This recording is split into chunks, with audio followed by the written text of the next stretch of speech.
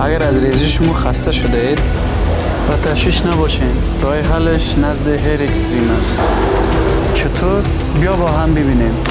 سلام، اسم من ندیم است، اهل افغانستان هستم، در کشور انگلستان زندگی میکنم و از ریزی شمویی بسیار رنج میدیدم و با توصیه دوستم که خودش آمده بود دمی هیر اکستریم کاشتمویی کرده بود، پیشنهاد داد برم، آمدم با دکتر حیدر اصلان معرفی شدم.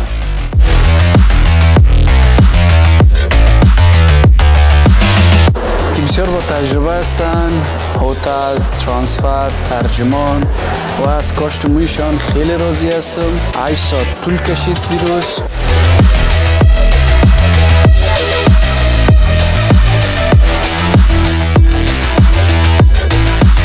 و بعد 8 ساعت با ترانسفر آوردن مرا هتل و امروز دوباره شستشو کردیم، آمدن گرفتن.